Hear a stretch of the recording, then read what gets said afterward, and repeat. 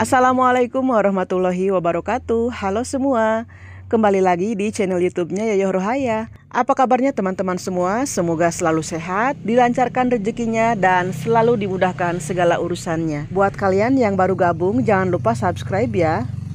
Di video kali ini aku mau kasih tips ke kalian gimana caranya agar toko aku selalu berkembang. Jadi ketika pertama kali aku memutuskan untuk membuka toko sembako, aku mulai belajar untuk fokus terhadap apa yang aku jalankan, yaitu mengelola toko sembako. Semua hal yang ada kaitannya dengan perkembangan toko sembako, terutama hal-hal yang dapat mendukung tumbuh kembangnya toko sembako, semua aku lakukan. Dari mulai berjualan kopi seduh, sampai dengan berjualan mie rebus, mie goreng. Pokoknya itu semua yang dapat mendukung tumbuh kembangnya toko sembako milikku, aku lakukan aja ya teman-teman. Selain itu, aku juga mulai disiplin mengatur pengeluaran-pengeluaran dengan cara mengurangi pengeluaran yang tidak terlalu penting dan lebih fokus ke hal-hal yang dibutuhkan aja dulu ya teman-teman. Sangat penting bagi kita yang pemula untuk menambah item jualan, karena semakin banyak item jualan, semakin komplit toko kita, semakin banyak macam ragamnya jualan kita, akan semakin berkembang toko kita. Ada banyak item jualan yang dapat mendukung tumbuh kembangnya toko sembako kita selain jualan kopi seduh dan mie rebus tentunya ya.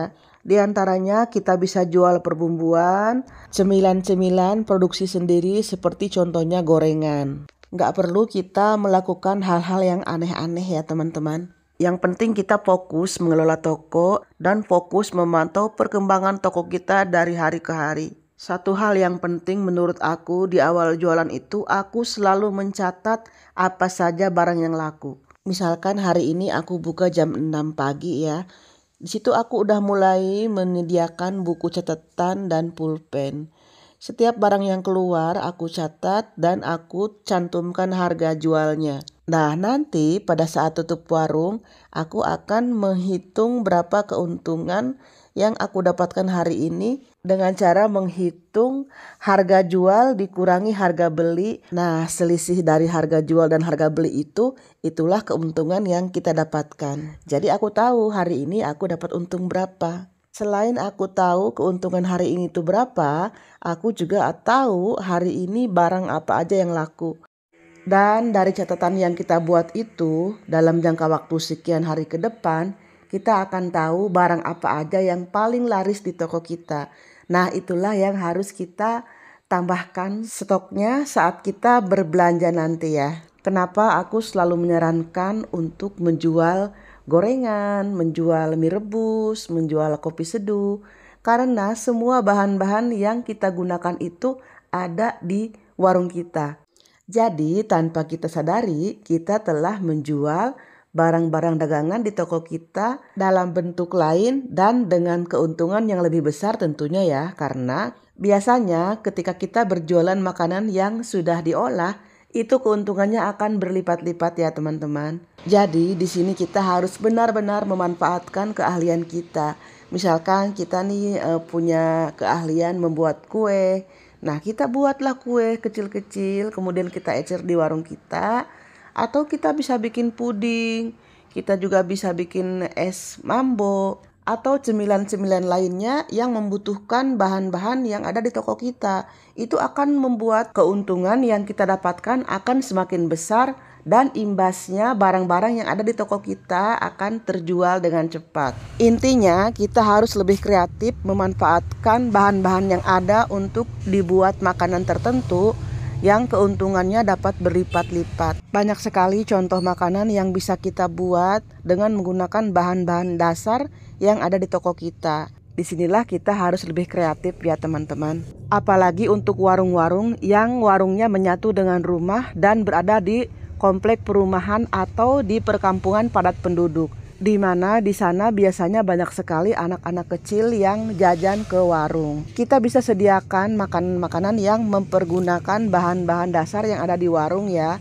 Seperti contoh yang ada di warung kita itu adalah coklat bubuk, margarin, dan seres. Dari ketiga bahan dasar ini kita bisa membuat cemilan yang disukai anak-anak. Tinggal ditambahkan pisang, maka jadilah jajanan anak kecil yang laris, yaitu es pisang coklat. dengan menggunakan bahan coklat bubuk, margarin, dan seres. Tentunya dengan memanfaatkan kulkas yang ada di dapur kita ya teman-teman. Selain itu, di awal-awal buka warung, aku juga sempat jualan yang namanya bawang merah dan bawang putih, juga ikan asin ya teman-teman. Tapi seiring berjalannya waktu, semakin sibuk di toko itu nggak kepegang dan aku lepas ya. Jadi aku berhenti menjual bawang merah, bawang putih, dan ikan asin. Pokoknya kalau kita udah terjun ke dunia perdagangan, apapun bisa kita jual, yang penting masih ada sangkut pautnya dengan barang dagangan yang ada di toko kita. Bila kita sudah mulai membuka toko, kita fokus pada perkembangan toko kita, maka selanjutnya kita harus menanamkan pada diri kita bahwa kita harus menjadi seorang pedagang yang telaten, yang sabar, yang konsisten membuka toko, alias kita jangan terlalu sering tutup toko ya teman-teman.